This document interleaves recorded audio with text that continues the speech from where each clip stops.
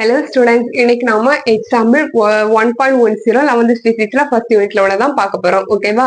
So இதுல என்ன கண்டுபிடிக்கணும் அப்படின்னா சிக்னிஃபிகன்ட் ஃபிகர்ஸ் தான் கண்டுபிடிக்கணும். ஸோ ஃபர்ஸ்ட் ஒன் பாத்தீங்கன்னா 6800800.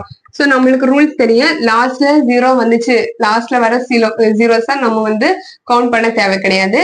லைக் வைஸ் ஃபர்ஸ்ட்ல வர ஜீரோஸ், அதாவது டெசிமல் பாயிண்ட் தாண்டி ஜீரோஸ் வந்தாலும் தேவையில்லை. அதே டைம் லாஸ்ட்ல டெசிமல் பாயிண்ட் தாண்டி ஜீரோ வந்துச்சுன்னா அதை நம்ம கன்சிடர் பண்ணிக்கலாம். ஓகேவா? ஸோ இந்த நம்ம என்ன பண்ணி படிச்சிருக்கோம், ரெண்டு டிஜிட்ஸ்க்கு இடையில வந்து ஜீரோஸ் இருக்கு அப்படின்னா அதை வந்து கன்சிடர் பண்ணிக்கலாம். ஸோ 1 2 3 4 இது வந்து அப்ப தேவை கிடையாது. So 4 significant figures.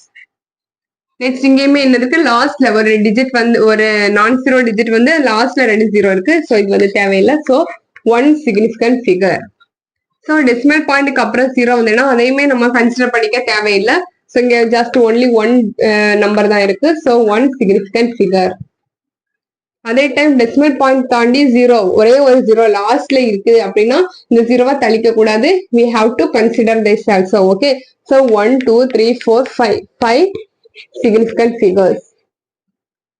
ஸோ 10^24 இருக்கு அப்படின்னு 24 ஜீரோ வரும். ஸோ கன்சிடர் பண்ணிக்கணும், பாயிண்ட்க்கு அப்புறம் ஜீரோ. ஸோ அப்படியெல்லாம் யோசிக்கவே தேவை கிடையாது.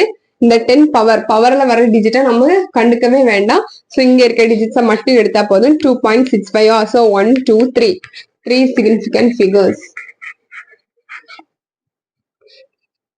ஸோ இங்க பார்த்த மாதிரியே டெசிமல் பாயிண்ட்க்கு அப்புறம் உள்ள ஜீரோஸை நம்ம கண்டுக்க தேவையில்லை. ஸோ இது தேவையில்லை. 1 2 3 4 சிக்னிஃபிகன்ட் ஃபிகர்ஸ். ஸோ ரொம்ப சிம்பிள். ஏதாவது டவுட் இருக்குன்னா கமெண்ட் பண்ணுங்க. தேங்க்யூ.